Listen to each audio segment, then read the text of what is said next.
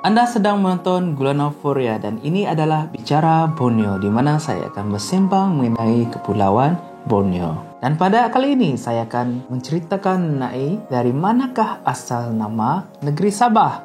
Banyak yang menyangka yang nama negeri Sabah ini berasal daripada nama pisang, iaitu pisang Sabah yang kononnya banyak terdapat di pantai barat negeri Sabah. Dan kepercayaan ini telah menjadi staple within the people of Sabah, believing that Sabah memang betul-betul dari nama pisang. And then when I heard about this theory, in my mind I was like, takkanlah nama Sabah dari nama pisang.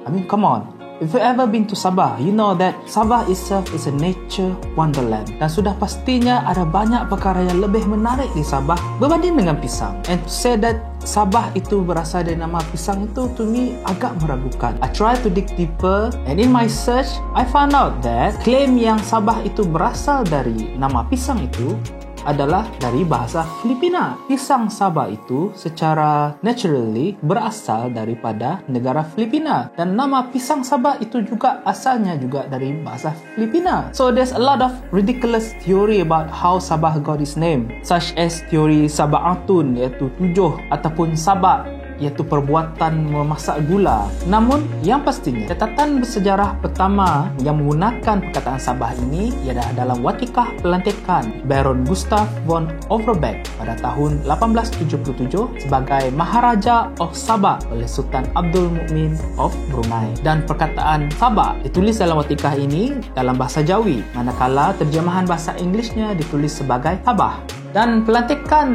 Baron Gustav von Overbeck ini telah menarik minat pihak British, terutamanya The Dam Brothers, untuk melabur datang ke Sabah dan akhirnya membentuk syarikat Borneo Utara dan memerintah Sabah pada waktu itu. Dan perkataan Sabah ini terus digunapakai dan dipopularkan oleh syarikat Borneo Utara seperti yang tertulis pada tajuk buku The New Zealand Being a Sketch of British North Borneo or Sabah by Joseph Hatton, anak kepada salah seorang saintis pelopor di syarikat Borneo Utara. Persoalannya sini, apakah maksud sebenar perkataan Sabah ini? Alan R. Maxwell, seorang pakar antropologi yang banyak mengkaji kebudayaan Brunei, argue that perkataan Sabah ini merupakan salah satu daripada sistem arah yang terdapat dalam bahasa Brunei.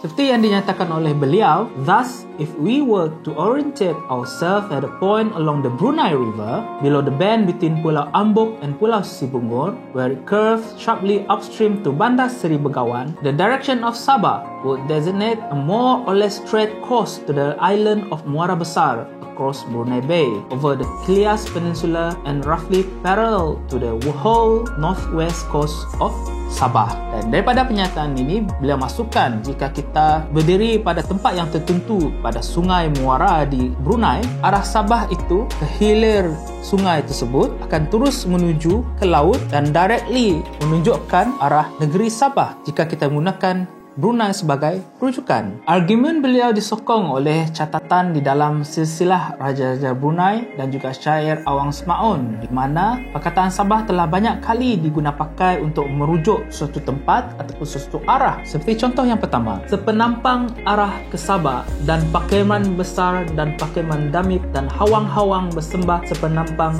arah ke Lulu. Kedua, dan bermula hawang-hawang tanah Huku dan tanah Sabah. Ketiga, seluruh tanah Bajau di sebelah Sabah. Keempat, rakyat Sultan Muhyiddin, orang di sebelah pihak Hulu, dan rakyat Sultan Abdul Mubin, orang di sebelah pihak Sabah. Kelima, ke negeri Kinarut di sebelah Sabah. Dan keenam, negeri di sebelah Sabah, iaitu negeri Kimanis.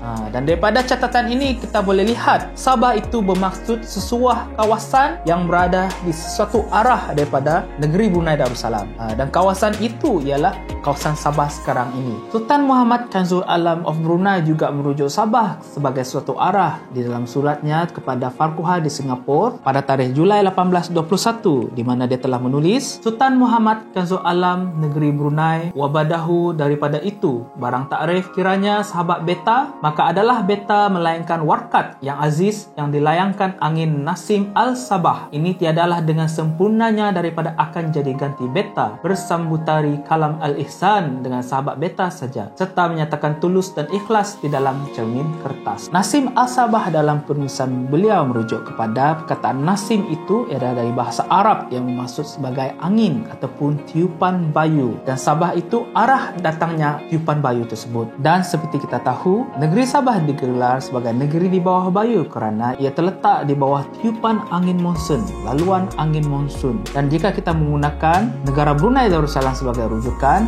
angin monsun ini bertiup daripada arah timur laut, seolah-olah ia datangnya daripada negeri Sabah. Jadi maka dengan beberapa bukti ini, Alan R. Maxwell telah berjaya menguatkan lagi teori beliau bahawa nama negeri Sabah membawa maksud suatu arah ataupun suatu tempat yang berada di arah tersebut jika kita menggunakan negara Brunei Darussalam sebagai rujukan. Di kesimpulannya, apa-apapun asal perkataan negeri Sabah, ia telah diterima pakai oleh seluruh rakyat negeri Sabah. Dan pada sekarang ini, nama Sabah telah menjadi satu identiti yang menjadi kebanggaan orang-orang Sabah.